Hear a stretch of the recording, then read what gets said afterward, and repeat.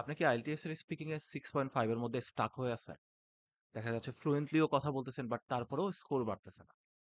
তো আজকের এই লেসনটাতে আমি আপনার সাথে এরকম ৭ টা ফ্রেজ ব্যবহার করব যেগুলো শুনলে এক্সামিনার কমপক্ষে এটুকু মনে করবে যে আপনি কনফিডেন্টলি কথা বলতে পারেন, ন্যাচারালি কথা বলতে পারেন এবং কোয়াইট পসিবলি আপনার ফ্লুয়েন্সি কিংবা আপনার ওভারঅল স্কোরটা বাড়িয়েও দিতে পারে।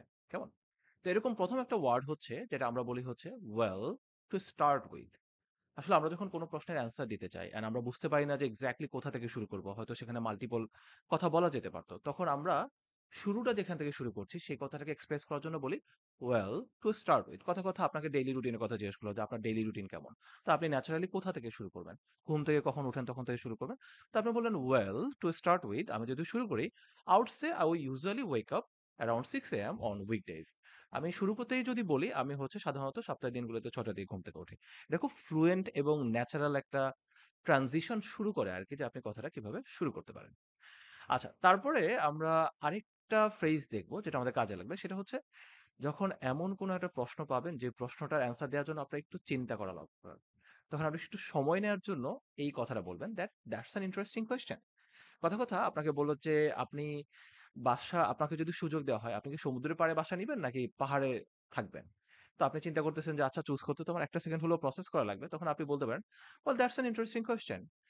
I think I would choose to live by the sea if I had the chance." আমি সমুদ্রের পাড়ে থাকবো যদি আমি সুযোগ থাকে। কেমন? তো এই কথাটা বলে আরকি আপনি একটা ব্রিফ মোমেন্ট নিলেন প্রসেস করার জন্য।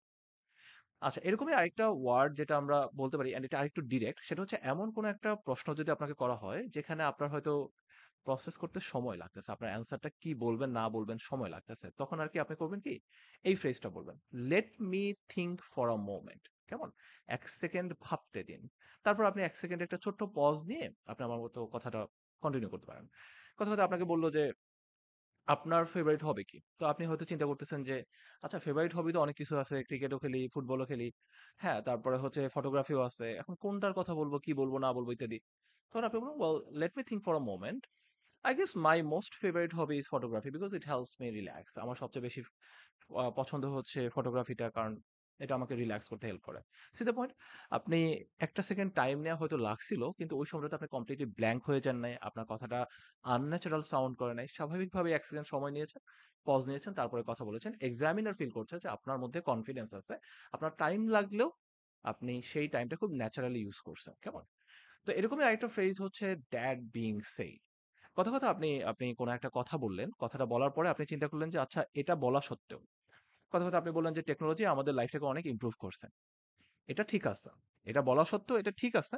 বাট টেকনোলজির কারণে কিন্তু আমরা অনেক বেশি অ্যাডিক্টেড হয়ে গেছি টেকনোলজির প্রতি অনেক বেশি লেস সোশ্যাল হয়ে গেছি। আমরা এখন আমরা ইন পারসন দেখা করি না। তো তার মানে আপনি যখনই কোন একটা কথা বলবেন, বলে তারপরে যখন বলতে যাবেন যে আচ্ছা তবে এটাও ঠিক যে বা এটা বলা সত্ত্বেও যে কথাটা ঠিক যে দেখা যায় এরকম একটা কন্ট্রাস্টিং উল্টা কথা যখন এই বলতে যাবেন তখন বলবেন যে দ্যাট বিং সেড মানে হচ্ছে তা সত্ত্বেও যা বললাম তা সত্ত্বেও আপনি বললেন যে technology has made our lives easier but তারপর আপনি বললেন যে or that being said I also think it has made our us more dependent and less social এটা আমাদেরকে আরো বেশি ডিপেন্ডেন্ট করে ফেলছে এবং লেস সোশ্যাল করে ফেলছে so you see the point right আচ্ছা এরপরে আপনাকে যদি আরেকটা ফ্রেজ দেখাই, যেটা খুব কাজে লাগবে যখন আপনাকে হয়তো কোনো পাস্ট এর কোনো একটা ইনসিডেন্ট বা কোনো একটা কিছু জিজ্ঞেস করবে যেটা আপনার হয়তো ওই মুহূর্তে ক্লিয়ারলি মনে নাই। And you need a moment to think about it. আপনার মিনিমাম ১ টা সেকেন্ডের জন্য হলো হচ্ছে চিন্তা করা দরকার যে আসলে এখানে কি বলা যায়, কেমন? তখন আপনি বলতে পারেন যে, "well if I remember correctly" আমি যদি ঠিকঠাক মতো করি। আপনাকে বলল যে আপনার এসএসসি তে রেজাল্ট কেমন ছিল? আপনার হয়তো এখন বয়স হয়ে গেছে বা ১০-১৫ বছর আগে এসএসসি দিছেন, অনেকদিন টাইম হয়ে গেছে। তখন আপনি চিন্তা করতেছেন, রাইট? সো আপনি বলতেন, "well if I remember correctly" আমি যদি ঠিকঠাকভাবে মনে থাকে আমার বা আপনি যদি চিন্তা করেন যে আপনি লাস্ট মুভি দেখছেন কোনটা সিনেমা হলে গিয়ে। সো হয়তো আপনার মুভি দেখার অভ্যাস নাই, আপনি অনেকদিন আগে দেখছেন। You need a moment to think. তখন আপনি বলতে পারেন যে, "ইফ আই রিমেম্বার কারেক্টলি" আমার যদি ঠিকমতো মনে থাকে, "the last movie I watched was an action film called 'Extraction 2'" আমি যদি ঠিকঠাক মতো মনে থাকে আমার মনে করতে পারি, আমার মনে হয় যেন আমি লাস্ট মুভিটা যেটা দেখছিলাম সেটা ছিল একটা অ্যাকশন ফিল্ম 'এক্সট্রাকশন 2' কেমন? সো এভাবে আরকি আমরা কথাটা বলতে পারি। আচ্ছা আরেকটা সিনারিও যেটা আসে সেটা হচ্ছে যে আপনাকে যদি এমন কোনো প্রশ্ন করা হয় যে প্রশ্নটা আপনি হয়তো আগে কখনো ঠিকঠাক মতো চিন্তা করে দেখেন নাই।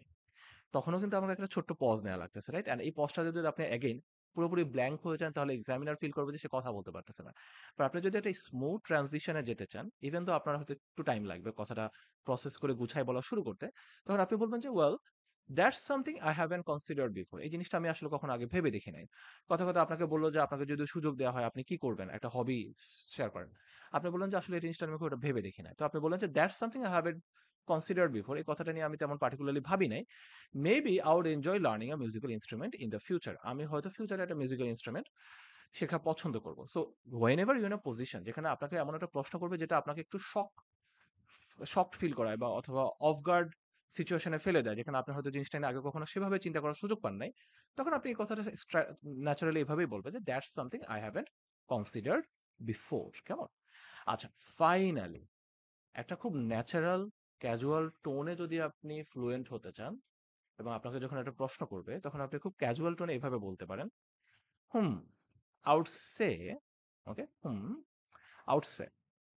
কথা আপনাকে বলল যে আপনার হোম টাউনটা আসলে কেমন?